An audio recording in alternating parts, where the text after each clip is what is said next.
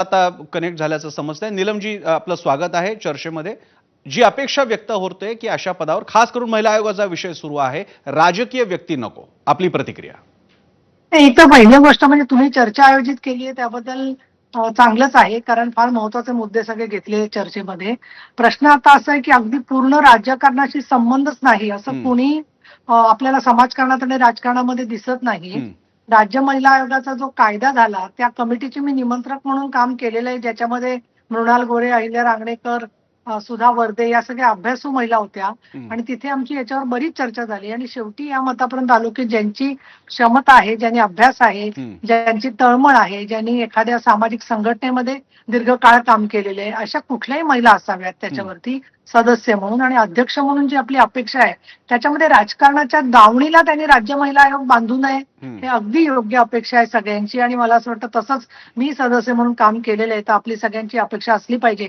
परंतु पोलीस यंत्रणा असेल, कौटुंबिक न्यायाच्या संदर्भात दिवाणी कायदा आहे, महिला दक्षता कमिटी आहे, भरोसा सेल आहे, या ज्या वेगवेगळ्या यंत्रणा आहेत त्याच्यामध्ये समाजाचा सहभाग अजून वाढवून ज्या महिला कार्यकर्त्यांशी राज्य महिला आयोगाने जोडून घ्यायला पाहिजे ते जोडून घेतलं गेलेलं नाहीये। आणि मताबद्दल विचाराल तुम्ही संजय राऊतांच्या, तर मवियाच्या काळामध्ये ज्या दोन्ही सदस्य दिल्या त्या सदस्य चांगल्या होत्या, त्यांचा प्रश्न नाहीये, सदस्यांची क्षमता चांगली होती।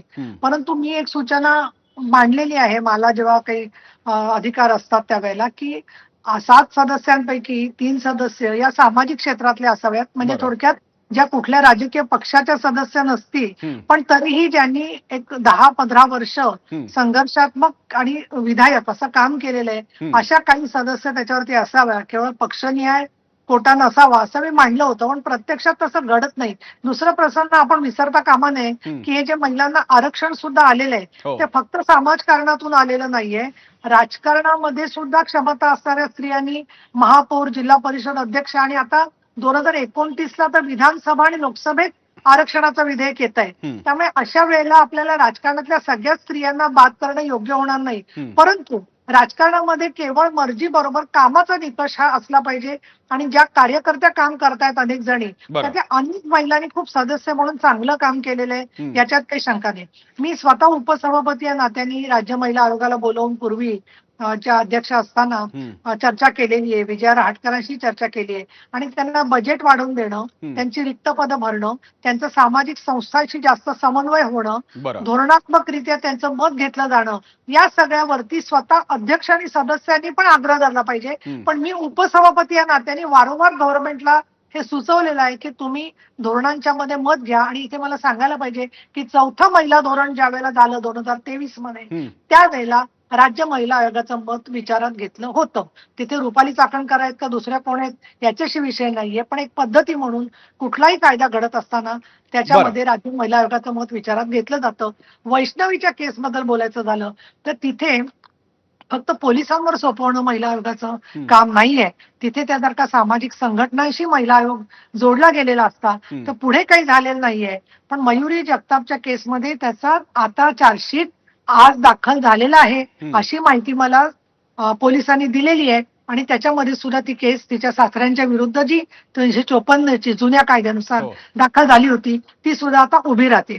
तर मला असं वाटतं की संजय राऊतांच्या मताबद्दल मी येते शेवटी, की ज्यांच्याच वरती नेहा पाटकरचे एवढे अश्लील शब्द तिला धमक्या दिल्याचे, आणखीन वेगवेगळ्या पद्धतीने धमकावल्याचे आरोप असताना त्यांच्या धारिष्ट्यांचं मला फार आश्चर्य वाटतं राऊतांच्या, की ते या संदर्भात स्वतःचं मत व्यक्त करण्याचा त्यांना जन्मसिद्ध अधिकार आहे असं मानतात आणि आपण एवढं गांभीर्याने त्यांचं मत घेतो।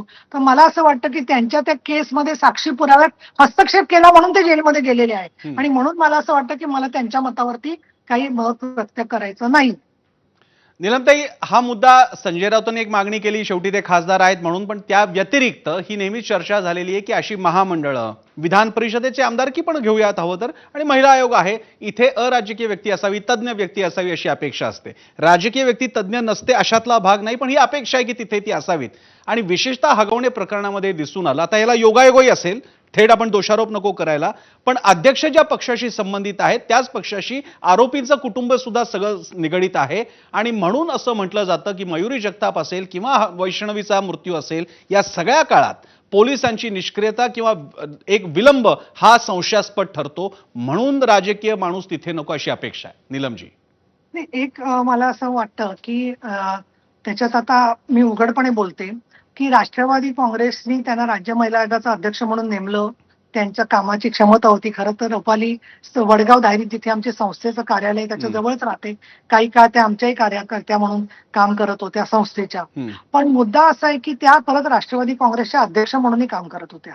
आणि त्या काळामध्ये बऱ्याचशा सदस्यांकडून मी त्यांच्या ऐकलेली ही चर्चा की जिथे जातो आम्ही तिथे राष्ट्रवादी काँग्रेसची शाखा म्हणजेच आयोगाची शाखा असं अतिराजकीयकरण झालं असं मला वाटतं की ज्याच्यामध्ये सगळेच आम्ही आमच्या परीने सांगण्याचा प्रयत्न केला नाही असं नाही, परंतु ते त्यांना काही शक्य झालं नाही. आणि अशा केसेसमध्ये जेव्हा त्याचा चटका बसतो, एखाद्या महिलेचा जीव गमाला जातो, त्यावेळेला मात्र आपले एसओपीज म्हणजे कामाचे निकष, काय प्रणालीतून महिलांच्या तक्रारी घ्यायच्या, किती दिवसात चार्जशीट झालं पाहिजे, किती दिवसात कोर्टात केस उभी राहिली पाहिजे, तसे एसओपीज जे आहेत ते पोलिसांना जसे आहेत तसं मी फडणवीस साहेबांशी परवा बोलले तर मी असं मत त्यांच्याकडे म्हटलं की महिला आयोगाचे सुद्धा एसओपीज वेगवेगळ्या गोष्टींबद्दलचे त्यांनी तयार केले पाहिजेत.